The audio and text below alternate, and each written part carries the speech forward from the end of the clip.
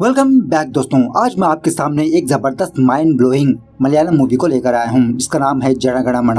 ये movie theatre में release हुई थी, उसके बाद रिसेंटली नेटफ्लिक्स प्लेटफॉर्म पे रिलीज हुई। काफी सारे ऑडियंस इस मूवी की रिक्वेस्ट करते आ रहे थे, लेकिन मैं ओटीटी का वेट कर रहा था क्योंकि डिटेल से मैं आपको इस मूवी की कहानी सुनाऊं। खैर मूवी के बारे में बात करें तो सच में भाई साहब मूवी एक्स्ट्राऑर्डिनरी लगी मुझे। सिर्फ मलयालम इंडस्ट्री ही ऐसे मूवीज बना सकती है, ये बात एक और बार इस मूवी ने प्रूव कर दिया। फाइनली एक ही बात कहूंगा, वीडियो को पूरा देखना जरूर, हर एक बंदे को देखनी चाहिए इसी मूवी। तो चलिए बिना टाइम वेस्ट के लेट्स स्टार्ट। और उससे पहले लुटा दो प्यार फॉलो इंस्टाग्राम। मूवी की शुरुआत में ही रात के समय विक्टर नाम का एक बंदा अपने बाइक पर कहीं पर जा रहा होता है। तभी इत्तेफाक से इसकी बाइक का एक्सीडेंट हो जाता है, विक्टर नीचे गिर जाता है। नीचे गिरने के बाद जब विक्टर अपना चश्मा ढूंढ के अपने आँखों में लगाता है तो इसकी आँखों के सामने कुछ जल रहा होता है। ये देखकर विक्टर शॉक में रह जाता है और यहाँ पर यह सीन कट होता है। दूसरे सीन में होम मिनिस्टर को दिखाया जाता है जो फिलहाल अपनी पोती का ट्रीटमेंट करवाते रहता है हॉस्पिटल में, और दिखने में होम मिनिस्टर कुछ परेशान सा भी लगता है। तभी एक पुलिस वाला होम मिनिस्टर को एक बुरी खबर सुनाता है, और वो खबर यह है कि रात को पुलिस वालों ने सिटी के बाहर एक लड़की की लाश को पाया गया। किसी ने उस लड़की को जला दिया था। पुलिस वाले फोरेंसिक वाले वहां पर पहुंच जाते हैं, अपनी इन्वेस्टिगेशन शुरू कर देते हैं। इत्तेफाक से ये खबर मीडिया में भी पहुंच जाती है। बहुत सारे मीडिया वाले क्राइम स्पॉट पर आते हैं। इसी दौरान पुलिस वाले रिटायर्ड टीचर शबाना को क्राइम स्पॉट पर लाते हैं और उस डेड बॉडी की शिनाख्त करने के लिए कहते हैं। शबाना उस डेड बॉडी के चप्पल्स को देखकर पहचान लेती है कि ये डेड बॉडी इसकी बेटी की है। इसकी बेटी का नाम होता है सबा मरियम। अपनी बेटी की डेड बॉडी को पहचानने के बाद शबाना बहुत फूट फूट के रोने लगती है। इस तरफ मीडिया वाले अपने चैनल्स में ये हेडलाइन लगा देते हैं कि किसी ने सबा को रेप करके बहुत ही बेरहमी से जला के मार दिया। एक्चुअली सबा एक यूनिवर्सिटी में एज ए लेक्चरर की तरह काम किया करती थी। सबा की मौत की खबर सुनने के बाद यूनिवर्सिटी में सबा की फोटो लगाकर उसको कंडोलेंस देते रहते हैं, काफी सारे स्पीचेस देते रहते हैं। लेकिन उस यूनिवर्सिटी का वीसी ये सोचने लगता है कि मैं यहाँ पर जरूरी मीटिंग छोड़ के एक मामूली लेक्चरर के कंडोलेंस मीटिंग पे जाऊँ, क्या इस लेक्चरर का कंडोलेंस करना जरूरी है? इस तरह से ना चाहते हुए भी वो वीसी स्टेज पर जाता है और सबा को बिना रिस्पेक्ट दिए उसके बारे में स्पीच देने लगता है। मतलब ऐसा कहने लगता है कि मुझे पता है हमारे कॉलेज की एक लेक्चरर की मौत हो गई, उसको बेरहमी से रेप करके जला के मार दिया, लेकिन मेरा सवाल ये है कि वो लेक्चरर उस रात वहाँ पर क्या कर रही थी। मतलब इस तरह से बहुत ही नीचा करके बात करने लगता है। खैर उन्हीं स्टूडेंट्स में से गौरी नाम की एक स्टूडेंट होती है जो सबा को बहुत चाहते रहती है। गौरी स्टेज पर आकर सबा के बारे में काफी सारी अच्छी अच्छी बातें बोलने लगती है कि सबा एजुकेशन को स्टूडेंट्स को कितना प्रेफर किया करती थी और अब हमको सबा मैडम के हक में लड़ना होगा, सबा मैडम को इंसाफ दिलाना होगा। गौरी की ऐसी इमोशनल स्पीच सुन के सारे स्टूडेंट्स अपने यूनिवर्सिटी से बाहर आते हैं। उनके अंदर एक जागृति पैदा होती है, नारे लगाने लगते हैं कि सबा मैडम को इंसाफ मिलना चाहिए और ये भी कहने लगते हैं कि जिन लोगों ने सबा मैडम को मारा उनको फांसी मिलनी चाहिए। इस तरह से सड़कों पर आकर प्रोटेस्ट करने लगते हैं। इसी दरमियान में बाहर के लोग उन स्टूडेंट्स में मिलकर कुछ दंगा फसाद फैलाने लगते हैं। पुलिस वाले फील्ड में उतरकर काफी सारे स्टूडेंट्स को जख्मी कर देते हैं। गौरी उसी जख्मी हालत में अपनी दुख भरी दास्तां सोशल मीडिया में शेयर करने लगती है। गौरी की ये वीडियो दूसरे कॉलेज के काफी सारे स्टूडेंट्स देखते हैं, उनके अंदर भी जागृति पैदा होती है। बहुत सारे कॉलेज के स्टूडेंट्स कॉलेज से बाहर आकर वो भी प्रोटेस्ट करने लगते हैं। कुछ मीडिया वाले स्टूडेंट के हक में बात करते रहते हैं कि स्टूडेंट्स बहुत ही पीसफुली अपना प्रोटेस्ट कर रहे थे, पुलिस ने इनके ऊपर लाठीचार्ज किया। और कुछ मीडिया वाले इन्हीं स्टूडेंट्स को एंटी नेशनलिस्ट बताने लगते हैं। उसी तरह इस बात को लेकर मीडिया में काफी सारी डिबेट फैलने लगती है। इस तरह से सिटी में बहुत सारा हंगामा खड़ा हो जाता है। एक तरफ स्टूडेंट्स के ऊपर अत्याचार, दूसरी तरफ सबा के मर्डर्स को पकड़ना। हर शहर में हो रहे दंगा फसाद को देखकर होम मिनिस्टर सबा के मर्डर केस को सज्जन कुमार नाम के एक पुलिस ऑफिसर को सौंपने का डिसाइड करता है। उसके बाद एसीपी सज्जन कुमार को दिखाया जाता है जो फिलहाल अपने बेटे के स्कूल में होता है क्योंकि आज पेरेंट्स मीटिंग है। इसकी पर्सनल लाइफ के बारे में बात करें तो सज्जन कुमार का डिवोर्स हो चुका होता है, इसका बेटा इसके पास ही रहता है। वर्क में बिजी होने की वजह से सज्जन कुमार अपने बेटे पर इतना फोकस नहीं कर पा रहा होता। खैर तभी सज्जन कुमार को ये न्यूज पता चलती है कि सज्जन कुमार को सबा का केस सौंपा गया है। उसके बाद सज्जन कुमार फौरन सबा के यूनिवर्सिटी जाता है जहाँ पर ऑलरेडी काफी सारे स्टूडेंट्स प्रोटेस्ट करते रहते हैं। सारे स्टूडेंट्स पुलिस को देखकर उनके खिलाफ नारे लगाने लगते हैं। सज्जन स्टूडेंट्स के पास आकर कहने लगता है, अगर आप लोगों ने ऐसे ही हमको रोका तो इन्वेस्टिगेशन और लेट हो सकती है, हमारा काम हमको करने दीजिए। 1 महीने के अंदर मैं असली कल्प्रिट को आपके सामने लाऊंगा। इस तरह से स्टूडेंट्स के सामने वादा करते हुए यूनिवर्सिटी के अंदर जाता है। उसके बाद सज्जन जख्मी हुए कुछ स्टूडेंट्स के पास आता है, उनमें से गौरी भी होती है। बातों ही बातों में गौरी सज्जन से कहने लगती है कि सबा मैडम बहुत ही अच्छी लेक्चरर है, उनके साथ किसी से भी दुश्मनी नहीं थी। उसके बाद सज्जन सबा के घर जाता है। सबा की माँ बातों ही बातों में सबा के बारे में सज्जन को बताने लगती है कि मेरी बेटी को फॉरेन में बहुत ही अच्छी जॉब मिली थी, लेकिन सबा उस जॉब को ठुकरा के उसने टीचिंग को चूज किया, यहीं पर रह गई। इस तरह से सज्जन और उसकी टीम फटाफट से इस केस की इन्वेस्टिगेशन करने लगते हैं। इसी दौरान विक्टर, जो मूवी के स्टार्टिंग में दिखाया था ना, ये बंदा न्यूज़पेपर में सबा की न्यूज को देखता है। विक्टर फौरन सज्जन और उसकी टीम के पास जाता है और उस रात जो कुछ हुआ वो सारी बात सज्जन को बताने लगता है कि उस रात विक्टर अपने बाइक पर किसी काम से कहीं पर जा रहा था। सडनली इसकी बाइक का एक्सीडेंट हो गया। सेट होने के बाद विक्टर ने ये देखा कि 4 लोग डिजायर कार में आकर एक डेड बॉडी को कार से बाहर निकालकर उसके ऊपर पेट्रोल डाल के उस लाश को जला दिया। सज्जन विक्टर को उस रूट के सीसीटीवी फुटेज को दिखाता है, कार पहचानने के लिए कहता है। कार को पहचानने के बाद एक पेट्रोल बंक का सीसीटीवी फुटेज भी दिखाता है। इस फुटेज को देखने के बाद विक्टर उन चारों में से एक बंदे को पहचान लेता है और थोड़ा इन्वेस्टिगेशन करने पर सज्जन को उन चारों लड़कों के बारे में पता चल जाता है। उन चारों लोगों का नाम होता है अहमद, विनीत, दशावत और गोपाल। ये चारों लोग रेगुलरली एक पार्टी मीटिंग में मुलाकात करते रहते हैं और इसी तरह ये चारों लोग छोटे छोटे क्राइम्स में इन्वॉल्व हुए होते हैं। इन चारों लोगों को यही हिम्मत होती है कि इनके ऊपर पॉलिटिशियंस है, जो भी करो इनको बचा ले आएंगे। खैर इसी मीटिंग के दौरान सज्जन का सुपीरियर सज्जन को कॉल करता है, केस के बारे में पूछने लगता है, लेकिन सज्जन अपने सुपीरियर को कुछ भी बताता नहीं। कहने लगता है कि सर अभी भी कुछ भी लीड नहीं। मतलब सज्जन ये सोचने लगता है कि अगर सज्जन ने इस केस के बारे में कुछ भी डिटेल्स बता दिया तो ये केस शायद डाइवर्ट हो सकता है, सबा मरियम को इंसाफ नहीं मिल पाएगा। उसके बाद सज्जन और उसकी टीम बहुत ही पक्का प्लानिंग से उन चारों लड़कों को एक ही साथ पकड़ लेते हैं। वो चारों लोग भागने की कोशिश करते हैं, हाथापाई होती है, लेकिन फाइनली सज्जन उन लोगों को पकड़ लेता है, पुलिस स्टेशन लाता है। इत्तेफाक से तभी ये बात मीडिया में फैल जाती है। सज्जन अपनी टीम को बुलाकर उन लोगों को डांटने लगता है कि इतना सीक्रेट ऑपरेशन मीडिया के पास कैसे गया, किसने लीक किया ये न्यूज, लेकिन किसी को कुछ भी नहीं पता होता। उसके बाद सज्जन उन चारों लोगों को इंट्रोगेशन करने लगता है, लेकिन ये चारों लोग यही कहने लगते हैं कि आप हमको कुछ भी कर लो, हम सच नहीं बताएंगे। कितने दिन आप पुलिस वाले हम लोगों को जेल में रखेंगे, इस केस से कैसे बाहर निकलना है हमको अच्छी तरह से पता है। इस तरह से वो लोग सज्जन का मजाक उड़ाने लगते हैं। तभी सज्जन का सुपीरियर सज्जन को कॉल करके ये बताने लगता है कि उन चारों लोगों को दूसरे जेल में शिफ्ट कर दो। और इसी तरह एक और बैड न्यूज ये है कि अब तुम इस केस का हिस्सा नहीं हो, दूसरा ऑफिसर इस केस को टेक ओवर करेगा। यह सुनने के बाद सज्जन बहुत दुखी होने लगता है। बहुत ही मेहनत से सज्जन इन चारों लोगों को गिरफ्तार किया, लेकिन आइन टाइम पे सज्जन कुमार को इस केस से हटाया जा रहा है। मैंने स्टूडेंट्स को वादा किया कि मैं सबा मरियम को इंसाफ दिलाऊंगा, क्या मैं अपना वादा पूरा नहीं कर पाऊंगा? सबा की माँ का क्या होगा, वो तो मेरे ऊपर भरोसा लेके बैठी है। सो सज्जन उन चारों लोगों को दूसरे जेल ले जाने के बहाने से रास्ता डाइवर्ट करके क्राइम स्पॉट पर लाता है, जहाँ पर सबा की लाश पाई गई थी। सज्जन उन चारों को अपनी गन से एनकाउंटर कर देता है। ये देखकर वहाँ के कांस्टेबल्स भी शॉक में रह जाते हैं। खैर दूसरे दिन ये न्यूज सारे न्यूज चैनल्स में फैल जाती है। सारे लोग खुशियां मनाने लगते हैं कि सबा मरियम को इंसाफ मिला, असली कल्पिट को सही से सजा मिल गई। पुलिस ने बहुत अच्छा काम किया, स्पेशली सज्जन कुमार ने। इस तरह से सारे सिटी में एक खुशी का माहौल छा जाता है। कल तक स्टूडेंट्स पुलिस को नफरत भरी निगाहों से देख रहे थे, आज वही स्टूडेंट्स सज्जन कुमार को एक हीरो की तरह देखने लगते हैं। प्रेस मीट के दौरान पुलिस वाले मीडिया को ये बताने लगते हैं कि हमने कल रात क्रिमिनल्स को लेकर क्राइम स्पॉट पर गए, क्राइम स्पॉट को रिक्रिएशन करने के लिए। इसी दौरान क्रिमिनल्स हाथ में गन लेकर हम पर हमला किया। इस हमले में कांस्टेबल जख्मी हुआ, लेकिन फाइनली हमने उन चारों लोगों का एनकाउंटर कर दिया। इस तरह से मीडिया के सामने एक झूठी स्टोरी बताते हैं। तभी सज्जन कुमार को ये न्यूज पता चलती है कि स्कूल जाते समय इसके बेटे का एक्सीडेंट हो गया। इसका बेटा फिलहाल हॉस्पिटल में है। उसी वक्त सज्जन कुमार उस प्रेस मीट को छोड़ के फौरन अपने बेटे के पास जाता है। अपनी बेटी की हालत को देखकर बेचारा सज्जन दुखी होने लगता है। तभी कुछ दिनों बाद ह्यूमन राइट्स कमीशन वाले पुलिस डिपार्टमेंट पर एक केस ठोकते हैं कि ऐसे कैसे पुलिस वाले 4 लोगों का एनकाउंटर कर दिया। सो पुलिस डिपार्टमेंट वाले यही सोच में लगे रहते हैं कि किस तरह से इस केस को जीता जाए। सज्जन बहुत परेशान हो जाता है। एक तरफ इसकी बेटी की प्रॉब्लम, दूसरी तरफ ये केस। सबा की माँ सज्जन के पास आकर इसको हौसला देने लगती है। तुम डरो मत बेटा, तुम्हारे साथ जो होगा अच्छा ही होगा।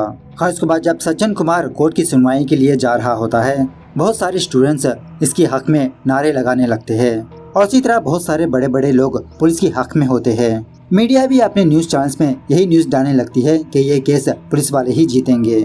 तभी उस कोर्ट में एक अपाहिज बंदे को दिखाया जाता है जो अपने हाथ में स्टिक लेकर लंगड़ाते हुए धीरे धीरे कोर्ट के अंदर दाखिल होते रहता है। एक रिपोर्टर इस बंदे को देखकर सोचने लगता है कि ये लॉयर यहाँ पर क्या कर रहा है। इसी लॉयर का नाम होता है अरविंद। इस तरह से यहाँ पर इंटरवल सीन होती है। अब यहाँ से भाई साहब सारी की सारी मूवी कोर्ट में ही चलती रहती है जो बहुत ही मजेदार है। जज आने की वजह से कोर्ट की सुनवाई शुरू होती है। रघुराम नाम का एक सीनियर लॉयर पुलिस के हक में इस केस को लड़ता है। रघुराम एक पुराने केस को रेफरेंस देते हुए कोर्ट के सामने ये बताने लगता है कि जज साहब उन 4 लोगों ने एक लड़की का रेप करके बहुत ही बेरहमी से जला के मार दिया। पुलिस ने उन 4 लोगों का एनकाउंटर कर दिया। इसमें पुलिस की हरगिज गलती नहीं है और पुलिस के इस फैसले से सारी पब्लिक खुश है। इस तरह से रघुराम एक बहुत ही इमोशनल स्पीच देने लगता है। रघुराम की बातें सुनने के बाद तभी अरविंद अपना हाथ ऊपर करके अपनी स्टिक की मदद से स्लोली अपने पैरों पर खड़ा होता है। जज से कहने लगता है कि पुलिस ने जो किया वो सरासर गलत है। जज साहब पब्लिक यही चाहती है कि फटाफट से इस केस का फैसला हो जाए, इसीलिए पब्लिक पुलिस की हक में है। लेकिन जज साहब ऐसे बहुत सारे केसेस है जो अभी भी पेंडिंग है। ऐसा कहते हुए अरविंद तमिल राशि नाम की एक औरत को कटघरे में बुलाता है। कोर्ट के सामने कहने लगता है कि जज साहब इस औरत की 14 साल की बेटी थी। वो बच्ची अपना स्कूल खत्म करके अपने माँ के काम में हाथ बटाती थी। एक दिन ये औरत और उसकी बेटी अपने ओनर के घर गए काम करने के लिए। उस घर का ओनर 67 साल का बूढ़ा इस औरत की बेटी का रेप ही कर दिया, उसको मार दिया। इंसाफ हर किसी के लिए समान है ना। अगर सबा के केस में पुलिस वालों ने इंसाफ किया तो तमिल राशि की बेटी के केस में भी इसी तरह का हक मिलना चाहिए, इंसाफ मिलना चाहिए। लेकिन तमिल राशि के केस में कुछ और ही हुआ, क्योंकि तमिल राशि के बच्ची को रेप करने वाला एक एमएलए था और उस वक्त उस एमएलए के हक में रघुराम साहब ही केस लड़ा। 2 साल से तमिल राशि अपने इंसाफ के लिए कोर्ट के चक्कर काट रही है, लेकिन पुलिस, मीडिया, पब्लिक किसी ने भी तमिल राशि का सपोर्ट नहीं किया। वो एमएलए दोबारा इलेक्शंस में जीता। जिस तरह से पुलिस ने उन 4 लोगों का एनकाउंटर किया, क्या उसी तरह से उस एमएलए का भी एनकाउंटर करेंगे? तमिल राशि को इंसाफ मिल सकता है। ये सुनने के बाद रघुराम कहने लगता है उस केस में उस एमएलए का जुर्म कबूल नहीं हुआ था, वो सिर्फ एलिगेशंस ही थे। अरविंद कहने लगता है लेकिन सबा के केस में उन 4 लोगों को कोर्ट में भी पेश नहीं किया। पुलिस वाले ने खुद अपना जजमेंट दे दिया, उन 4 लोगों को मार दिया। पुलिस वाले क्यों उतना इंटरेस्ट लेकर उन 4 लोगों का इतना जल्दी एनकाउंटर कर दिया? रघुराम के पास इसका कोई भी जवाब नहीं होता। उसके बाद अरविंद श्वेता गुप्ता नाम की एक औरत को कटघरे में बुलाता है जो नेशनल वुमेन्स राइट्स कमीशन की चेयरपर्सन होती है। श्वेता से पूछने लगता है कि जिस दिन उन 4 का एनकाउंटर किया आपने एक ट्वीट किया था कि अब जाके इंसाफ मिला, इसका मतलब क्या है? क्या पुलिस ही इंसाफ कर सकती है? क्या जुडिशरी इंसाफ नहीं कर सकती? आपकी नजर में जुडिशरी वेस्ट है? और इसी तरह श्वेता से ये भी पूछने लगता है कि जिस दिन सबा मरियम की मौत हुई थी उस दिन आपने एक ट्वीट लिखा, शॉक्ड। अगर आपको एक रेप शॉकिंग न्यूज है, क्राइम रिकॉर्ड ब्यूरो के हिसाब से हमारे इंडिया में हर एक 15 मिनट के बाद एक रेप होता है। क्या आप हर एक 15 मिनट के बाद शॉक कहकर ट्वीट कर सकते हो? लेकिन आप सिर्फ सबा मरियम की मौत पर ही ये ट्वीट रखा। उसी तरह तमिल राशि की बेटी की मौत के दिन आपने हैप्पी बर्थडे SRK नाम का एक ट्वीट रखा। क्या सबा मरियम कोई सेलिब्रिटी थी जो आपने उसके बारे में ट्वीट किया? श्वेता कहने लगती है कि सबा का केस एक सेंसेशनल केस है, एक नेशनल न्यूज है। ये सुनने के बाद अरविंद एक न्यूज एडिटर को कटघरे में बुलाता है, उसके हाथ में एक न्यूज थमा देता है, हेडलाइन पढ़ने के लिए कहता है। पूछने लगता है कि आपने अपने न्यूज़पेपर के हेडलाइन में यही लिखा ना कि सबा का रेप और मर्डर हुआ। आप पेज नंबर 7 में जाइए, वहाँ की न्यूज को पढ़िए। पेज नंबर 7 में एक और न्यूज होती है कि एक लड़की अपने बॉयफ्रेंड के साथ भाग गई। दूसरे दिन उस लड़की की लाश किसी जगह पर पाई गई। इस न्यूज एडिटर से पूछने लगता है कि आपने ये न्यूज अपने मेन हेडलाइन में क्यों नहीं रखा, सिर्फ सबा के केस को ही मेन हेडलाइन पर क्यों रखा? जब आपने इस न्यूज को अपने अखबार में लिखा उस वक्त सबा का पोस्टमार्टम भी नहीं हुआ, तो आप कैसे डिसाइड कर सकते हैं कि सबा का रेप है, मर्डर हुआ? सारे न्यूज चैनल वाले, सोशल मीडिया वाले सबा के केस को ही ट्रेंडिंग पर ला के रखा। आखिरकार क्या है इस केस में? क्या सबा का केस खुद ब खुद ट्रेंडिंग में गया या तो फिर इसको करवाया गया? किसने करवाया? अरविंद की ये बातें सुनने के बाद सबा की माँ इमोशनल होकर अपने सीट से खड़ी होती है। कहने लगती है, मेरी बेटी के साथ अन्याय हुआ था, इसीलिए सारी पब्लिक, मीडिया वाले, पुलिस वाले मेरी बेटी की सपोर्ट में खड़े रहे। इस तरह से रोते हुए चीखने चिल्लाने लगती है। सबा की माँ को देखकर जज साहब थोड़ी देर के लिए ब्रेक देते हैं। ब्रेक के दौरान एक न्यूज रिपोर्टर अपने न्यूज चैनल में जाकर एक पुराने आर्टिकल्स को पढ़ने लगता है, जिसमें अरविंद के बारे में कुछ लिखा होता है। इन आर्टिकल्स को पढ़ने के बाद ये शॉक में रह जाता है। खैर, ब्रेक खत्म होने के बाद कोर्ट में दोबारा सुनवाई स्टार्ट होती है। रघुराम जज साहब से कहने लगता है, पुलिस क्रिमिनल्स को मारने में किसी तरह की गलती नहीं है। आज या कल उन चारों लोगों को मौत की सजा मिलनी ही है। सो थोड़ा जल्दी ही वो चारों लोग मर गए। अगर उन चारों लोगों का केस कोर्ट में आता, बहुत दिनों तक ये केस चलते जाता, वो लोग जेल में रहते, उनको भरपूर बिरयानी वगैरह खाने को मिलता। क्या ये सही है?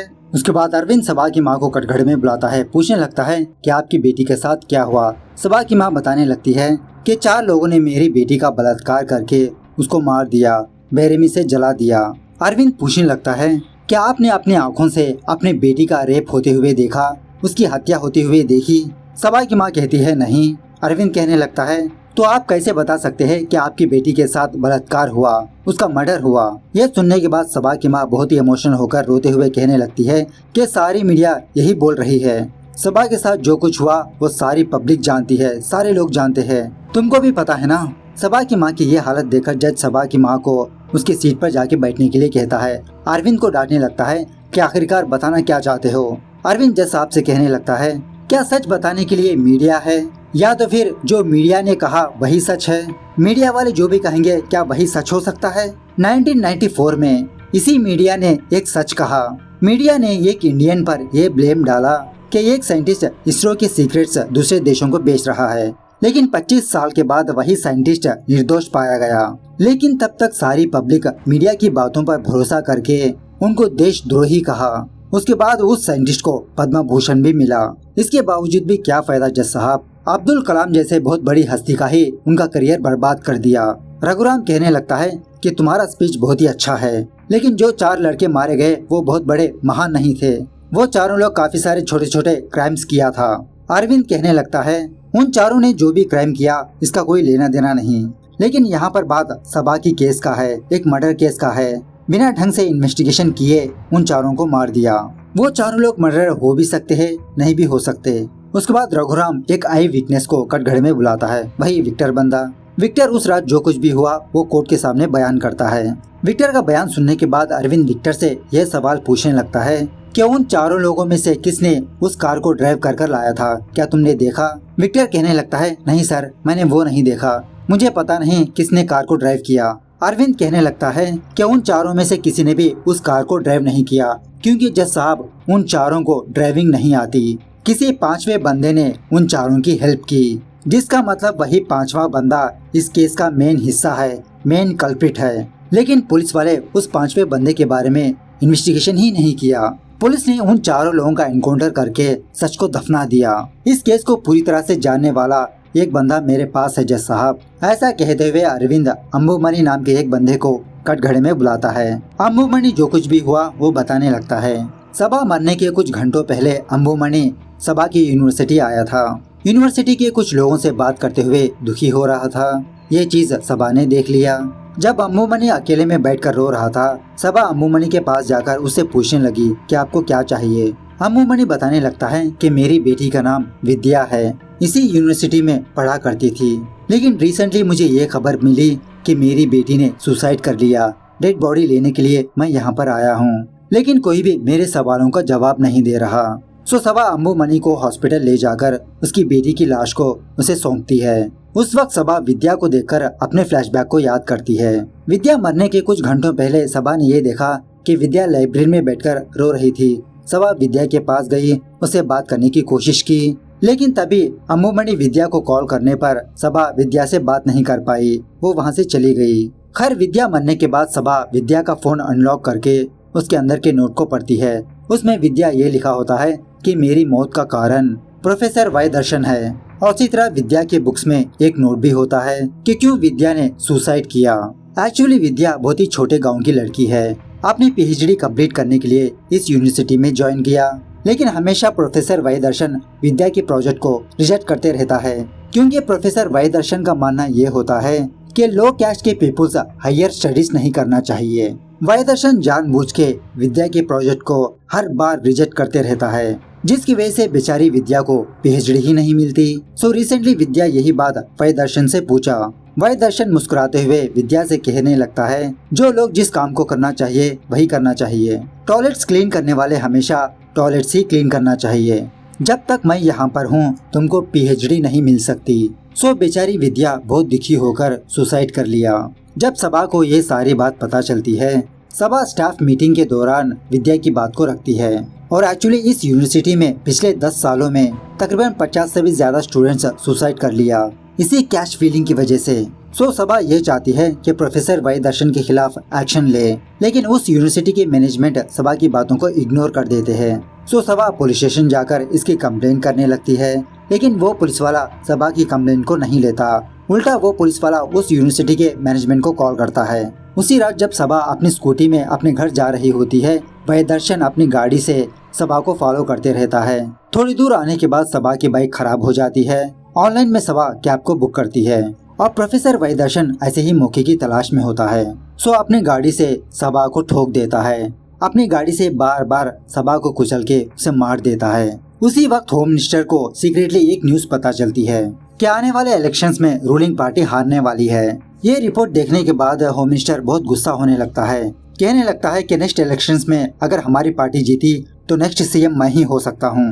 किसी भी तरह करके हमारी पार्टी जीतना चाहिए। उसी वक्त पुलिस वाले सज्जन कुमार को ये न्यूज सुनाते हैं कि रोड पर एक लड़की की डेड बॉडी पाई गई। लगता है हिट एंड रन केस है।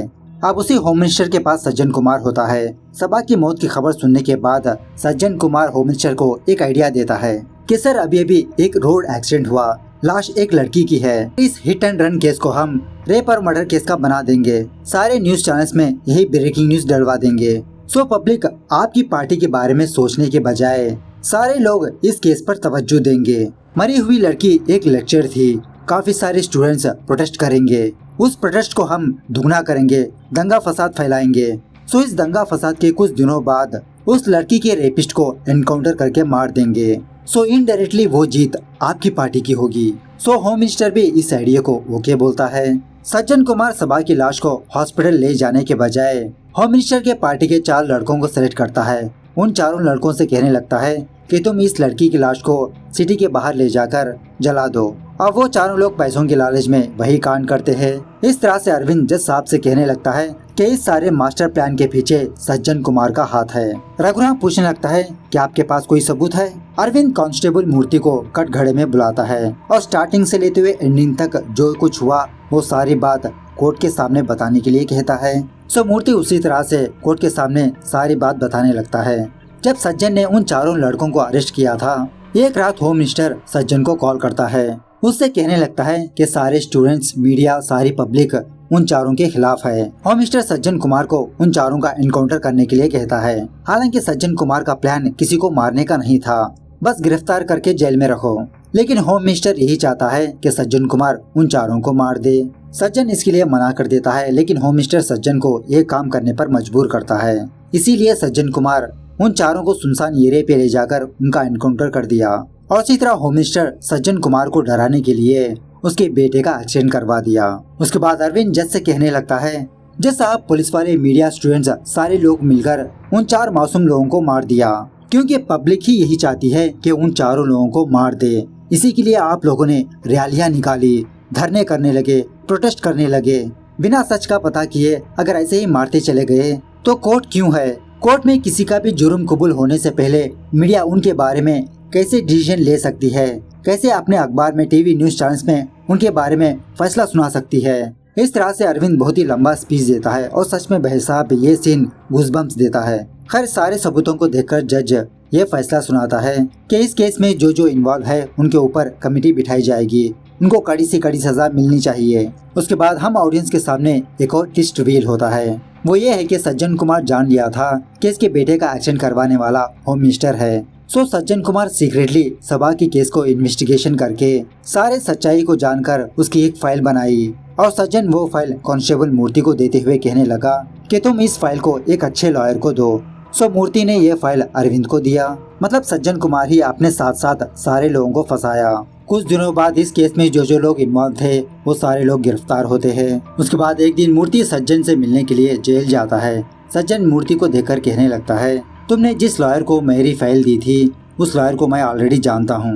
मूर्ति भी कहने लगता है, मुझे पता है सर। इस तरह से अरविंद के बारे में बताने लगता है। अरविंद ने लॉ की पढ़ाई करने के बावजूद भी लॉयर बनने के बजाय IPS करके पुलिस ऑफिसर बना। जब अरविंद ड्यूटी में था उस वक्त स्टेट में बहुत सारे दंगे फसाद हो रहे थे। सो पुलिस डिपार्टमेंट के कुछ लोग रिश्वत लेकर बेचारे अरविंद को ही फंसाया था कि उन दंगा फसाद के पीछे अरविंद का ही हाथ है। बेचारे अरविंद की जॉब चली जाती है, जेल चला जाता है। इत्तेफाक से उसी जेल में सज्जन कुमार था एज ए पुलिस ऑफिसर की तरह। इंट्रोगेशन के दौरान सज्जन अरविंद का पैर तोड़ दिया, उसका डैमेज कर दिया।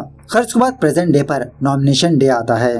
होम मिनिस्टर अपना नॉमिनेशन डालने के लिए जाता है, लेकिन गौरी उस मिनिस्टर के खिलाफ अपना नॉमिनेशन देती है। बहुत सारे स्टूडेंट्स गौरी के हक में होते हैं। तभी उसी वक्त अरविंद होम मिनिस्टर को कॉल करके अपने बारे में बताने लगता है।